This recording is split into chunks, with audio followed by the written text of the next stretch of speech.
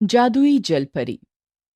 कई साल पहले जलपरियों की अलौकिक दुनिया में एक जैस्मीन नाम की सुंदर जलपरी रहती थी। उसके पास गले के हार में गुथा हुआ एक जादुई मोती था। एक दिन जैस्मीन सागर से निकलकर बाहर शहर के एक मार्केट में पहुंच गई। उसे फल खरीदना था। भैया जी, मुझे आम के फल चाहिए। मैडम जी ले लीजिए, 12 रुपए दर्जन है। मेरे पास रुपए तो नहीं है। आपके पास यदि कोई कीमती वस्तु हो तो उसे देकर उसके बदले आम ले सकती है। जैस्मीन परी दुकान के पीछे चली गई। उसने अपने मोती के जादू से स्वर्ण मुद्राएं प्रकट की। इसकी कीमत तो बहुत ज्यादा है। इसके बदले मैं प्रतिदिन आपको आम खिला सकता हूँ। फल विक्रेता ने एक सोने का सिक्का लिया और उसके एवज में जलपरी को ढेर सारा आम और बहुत सारे रुपए दे दिए। इतने में 2 आम दुकान से गिरकर नीचे ढलान से लुढ़कते हुए कुछ दूर निकल गए। वहां एक नौजवान खड़ा था और उसने वो दोनों आम उठाए और लाकर फल विक्रेता को दे दिए। सेठ, ये लीजिए आपके 2 आम, नीचे गिरकर लुढ़क रहे थे। बहुत बहुत धन्यवाद भाई। जलपरी ये सब कुछ देख रही थी। उसने ध्यान से देखा कि उस नौजवान के चेहरे से गरीबी झलक रही थी। आपने आम लौटाकर बहुत अच्छा काम किया है। क्या मैं जान सकती हूँ कि आप क्या काम करते हैं? मैं काम की ही तलाश में निकला था, लेकिन आज मेरी किस्मत ने मेरा साथ नहीं दिया। आपका नाम क्या है? रोमी। क्या तुमने खाना खाया? नहीं। मैं जानती हूँ तुम्हें भूख लगी होगी। वे दोनों आम जो तुमने फल विक्रेता को लौटा दिए, उन्हें खा भी सकते थे, मगर तुमने ऐसा नहीं किया। ये लो, आम खा लो। नहीं नहीं, ये आम आपके हैं, मैं इसे नहीं खा सकता। ईमानदार होने के साथ साथ खुददार भी हो, ये तो बड़ी अच्छी बात है।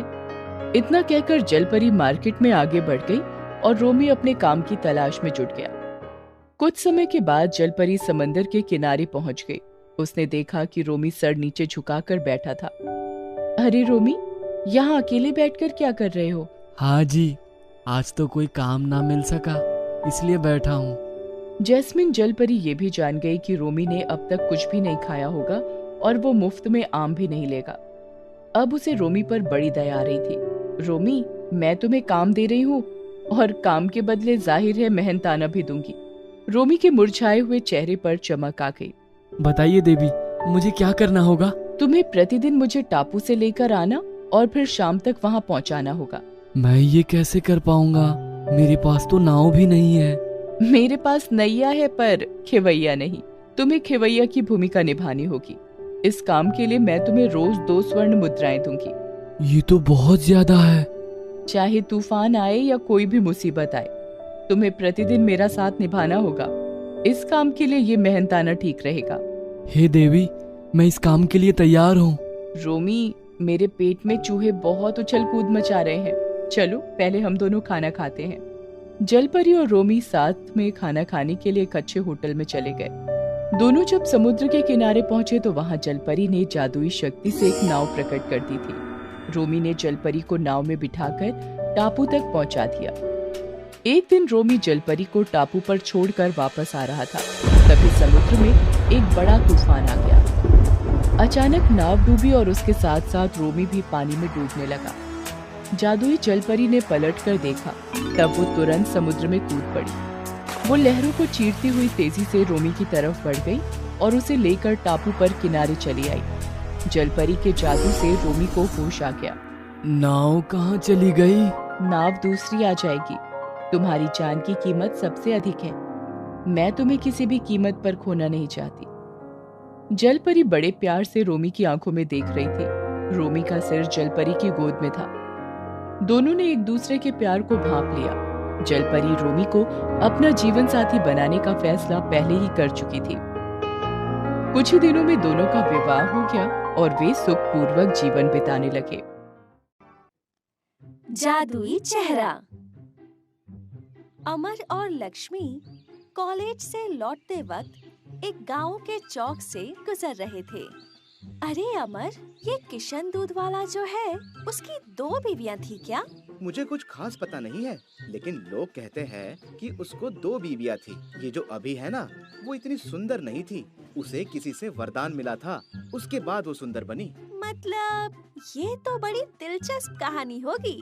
लेकिन पूरी कहानी मुझे नहीं पता। लेकिन एक इंसान है जिसे पूरी कहानी पता होगी, चंपक बापू। और फिर कहानी जानने की उत्सुकता की वजह से दोनों चंपक बापू के घर पहुंच जाते हैं। अरे आओ आओ बच्चों, आज इस बूढ़े की याद कैसे आई? दरअसल आपसे एक कहानी सुननी थी।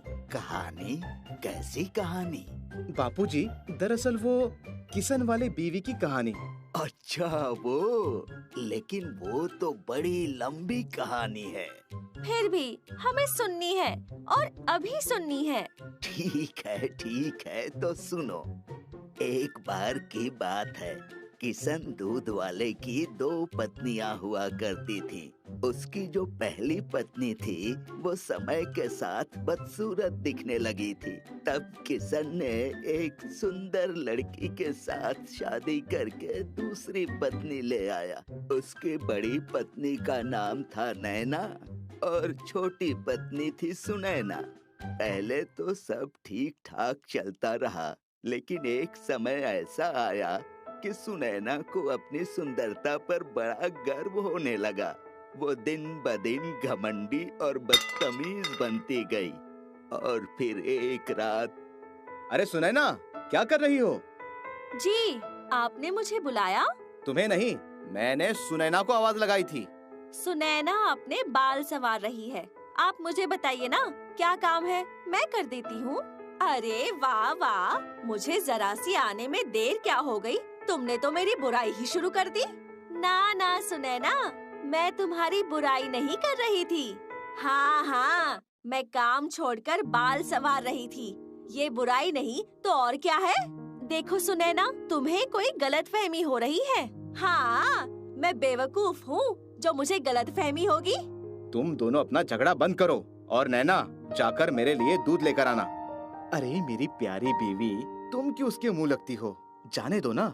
अब मेरी बात ध्यान से सुनो। कल सुबह मैं काम से शहर जा रहा हूँ, रात को लौट आऊंगा। बस जाते समय मैं उस मनहूस नैना की शक्ल नहीं देखना चाहता। तुम उसे काम में उलझाए रखना। शहर से मेरे लिए नई साड़ी और गहने जरूर लाना। और कुछ चाहिए क्या तुम्हें? आप सिर्फ सही सलामत आ जाइए, यही मेरे लिए बहुत है। अरे ओ कामचोर, चल ठीक से काम कर। मुझे सारे काम शाम तक खत्म होते दिखने चाहिए। ठीक है सुनैना, मैं कितनी बुरी दिखती हूँ। सभी मेरा तिरस्कार करते हैं। इससे अच्छा होता कि मैं ये घर और गांव छोड़कर जंगल में रहने चली जाऊं। वहाँ कम से कम मेरी कोई निंदा तो नहीं करेगा। अरे कितनी गंदगी है इस पेड़ के पास। मैं अभी इसे साफ कर देती हूँ। देवी, तुम कौन हो? मैं नैना हूँ। मैं बहुत दुखी हूँ और अपना घर छोड़कर आई हूँ। ठीक है देवी, तुम इस तरफ चली जाओ, तुम्हारा दुख शायद दूर हो जाए। अरे इस पेड़ को तो सहारे की जरूरत है, इसे मैं कैसे सहारा दूँ? हाँ। अरे वाह, धन्यवाद देवी, तुम इस तरफ चली जाओ। बाबा, मैं आपके दर्शन पाकर धन्य हो गई। मुझे आशीर्वाद दीजिए मुनिवर। पुत्री, तुम्हारे दुख का कारण मैं जानता हूँ और मैं ये भी जानता हूँ कि तुम्हारा दिल बहुत साफ है। जाओ, पास के तालाब में एक डुबकी लगाकर वापस आओ। जो आज्ञा मुनिवर। अरे वाह, ये तो चमत्कार ही हो गया। मुनिवर, आपका बहुत बहुत धन्यवाद। आपने तो मेरे सारे कष्ट ही दूर कर दिए। यहाँ तक कोई नहीं पहुँच सकता जो जंगल में आकर बिना किसी स्वार्थ के अच्छे काम करता है। उसे ही ये पेड़ पौधे मेरे यहाँ का रास्ता बताते हैं। अब वापस जाओ और खुशी से अपनी जिंदगी जियो। मुझे जंगल में एक बाबा जी मिले। उन्होंने मुझे तालाब में डुबकी लगाने के लिए कहा और मैं सुंदर बन गई।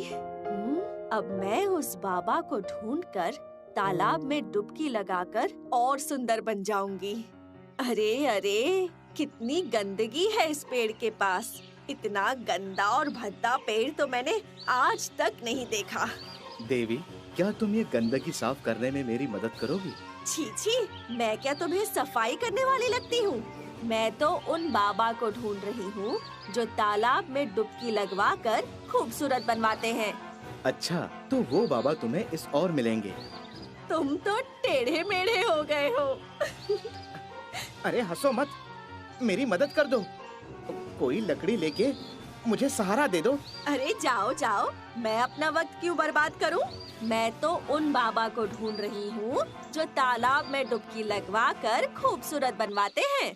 अच्छा, तो वो बाबा तुम्हें उस तरफ मिलेंगे। मैं आपके दर्शन पाकर धन्य हो गई। जल्दी से मुझे वो तालाब दिखाइए जहाँ जाकर मेरा रूप बदल जाएगा। जाओ, उस तरफ पास में तालाब है। उस तालाब में एक डुबकी लगाकर वापस आओ। जो आज्ञा बाबा। हे भगवान, ये क्या हो गया? मैं तो बदसूरत हो गई। और फिर अपना खराब रूप दिखाने सुनैना वापस गांव में कभी नहीं आई। वो वहीं जंगल में ही बस गई। तो अमर और लक्ष्मी, इस कहानी से क्या सीख मिली? यही कि कर भला तो हो भला। मतलब ये कि नैना ने बिना किसी स्वार्थ के उन दो पेड़ों का भला किया, इसी कारण उसका भी भला हो गया। तो कर भला तो हो भला।